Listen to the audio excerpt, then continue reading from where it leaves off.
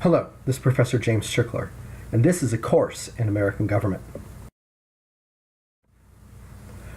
This lesson is from Unit 9 about civil rights. It's Lesson 7 about legal successes. In this lesson, you'll learn about the difference between de jure and de facto segregation.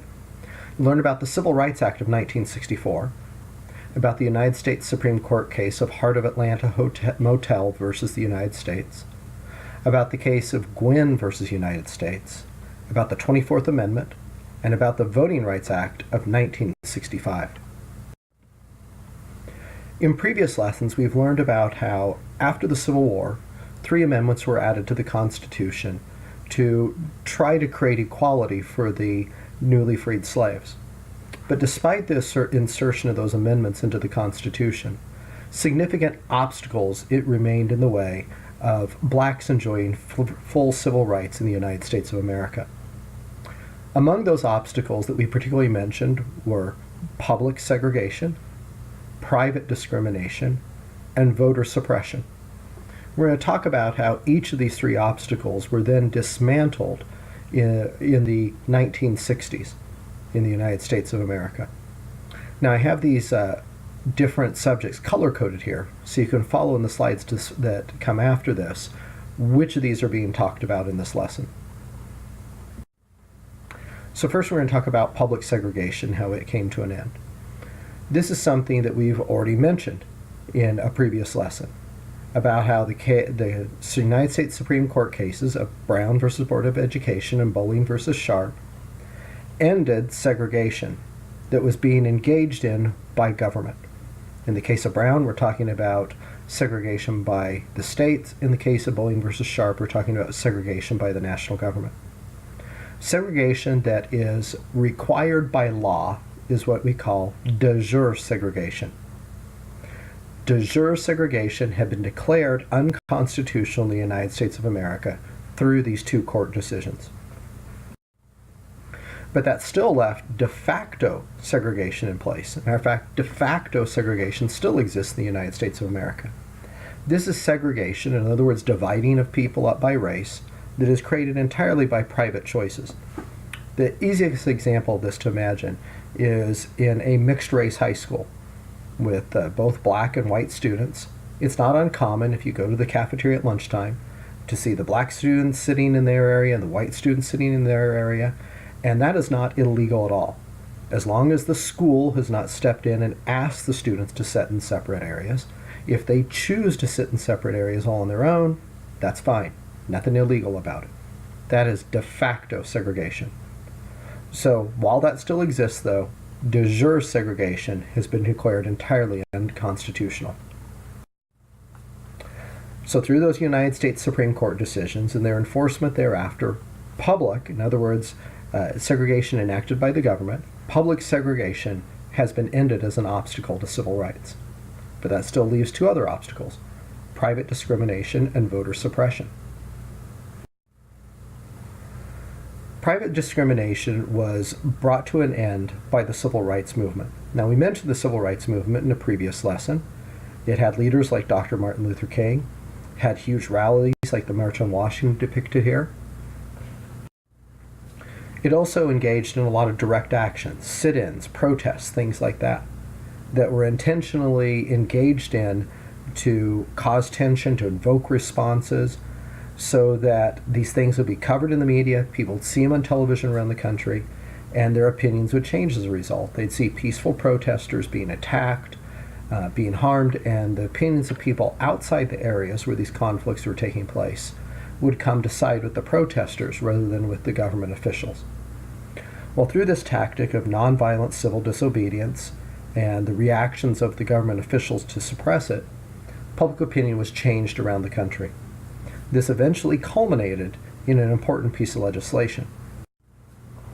The Civil Rights Act of 1964 was passed by the Congress while Lyndon Johnson was President of the United States. You can see here a picture of him signing the bill.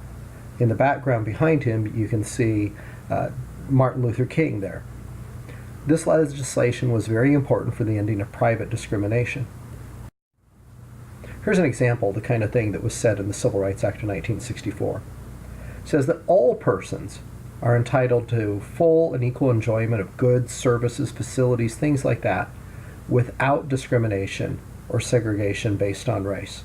We're talking about things like hotels, restaurants, theaters, that sort of thing. So this law, this national law passed by Congress, was ordering people engaged in private business to no longer discriminate based on race.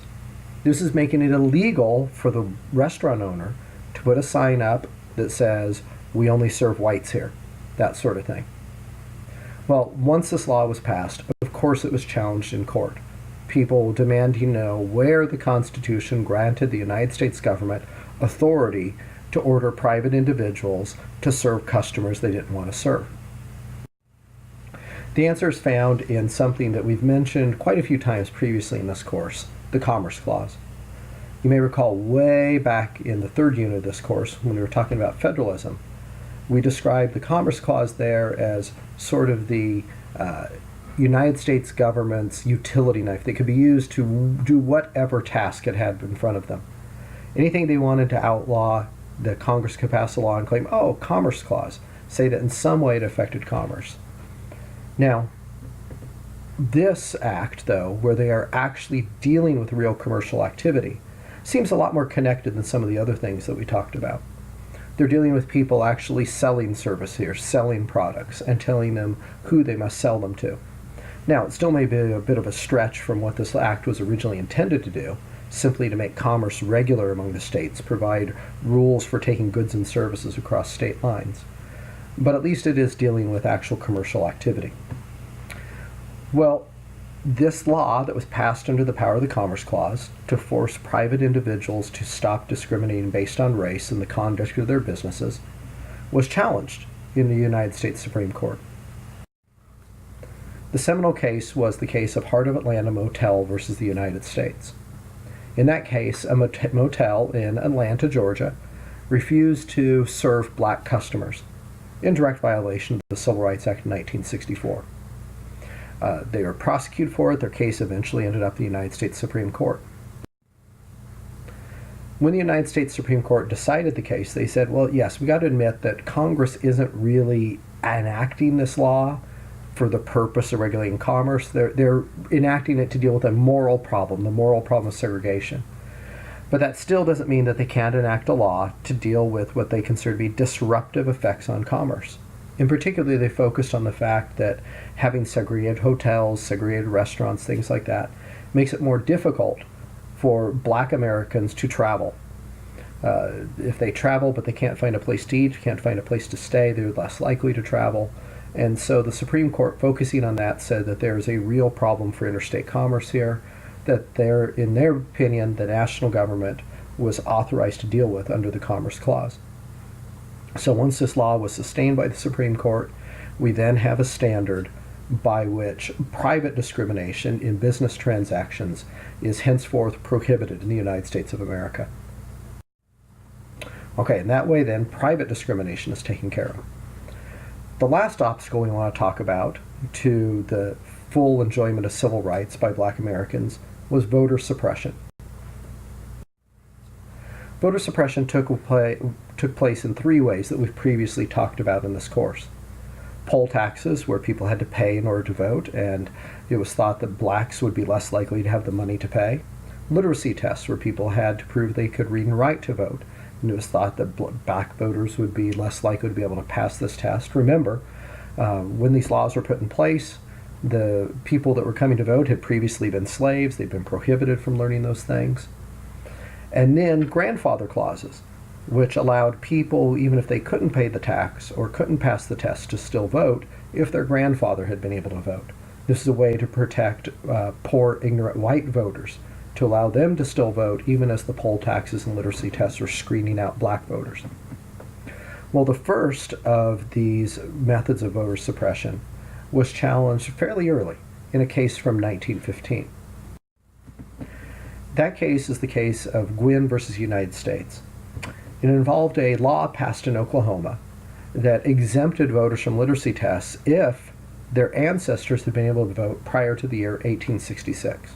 Now, that year 1866 wasn't chosen by accident. It was a year that was in place prior to the 15th Amendment. In that way, the people who were allowed to vote by the 15th Amendment wouldn't count in this. It'd be prior to that time.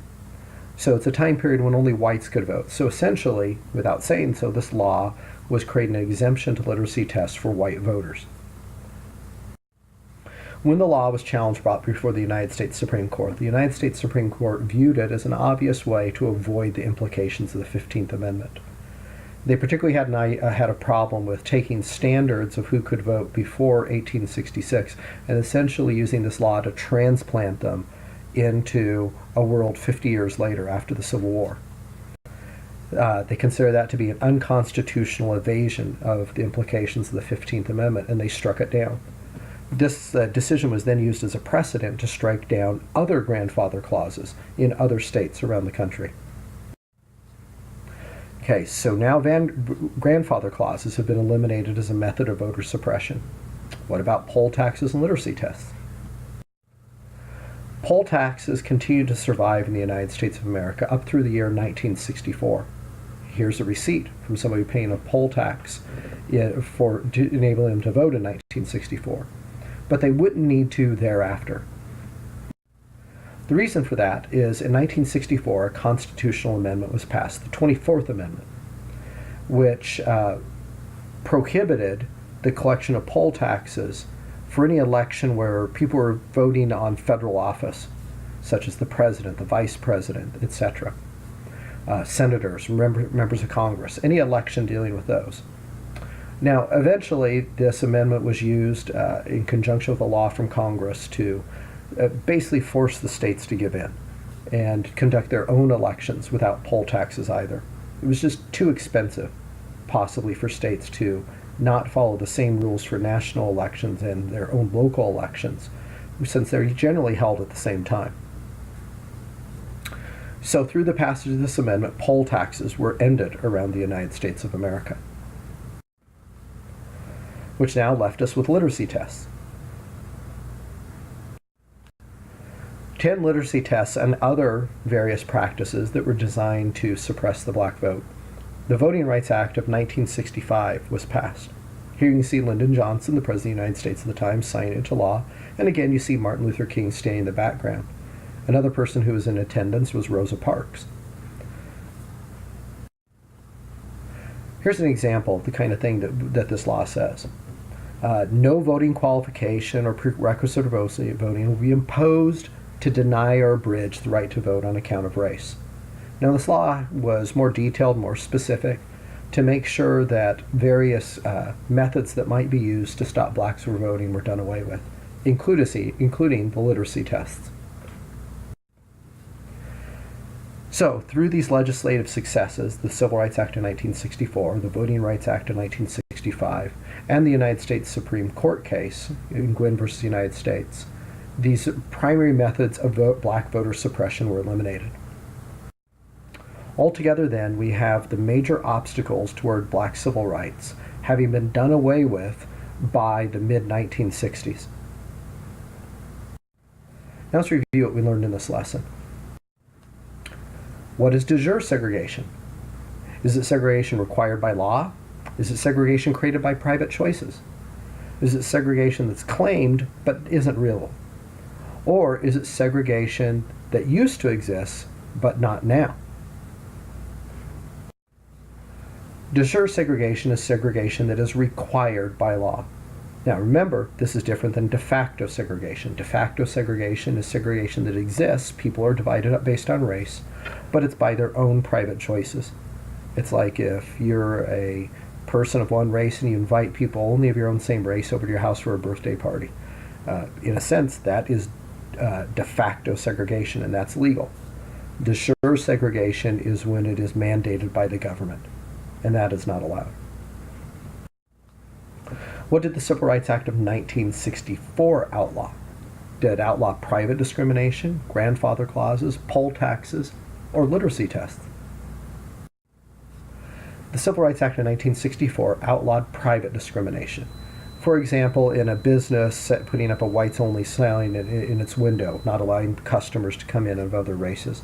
That was prohibited by the Civil Rights Act. What did Gwynne versus United States find unconstitutional? Did it find private discrimination unconstitutional, grandfather clauses unconstitutional, poll taxes unconstitutional, or literacy tests unconstitutional? Gwynne versus United States declared grandfather clauses to be unconstitutional.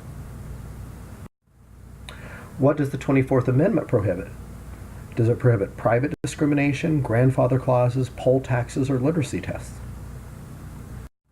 The 24th Amendment prohibits poll taxes.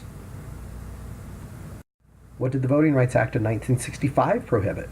Did it prohibit private discrimination, grandfather clauses, poll taxes, or literacy tests? The Voting Rights Act of 1965 prohibited literacy tests. All right, that completes this lesson. The next lesson will also be from Unit 9. It'll be Lesson 8 about other voting rights.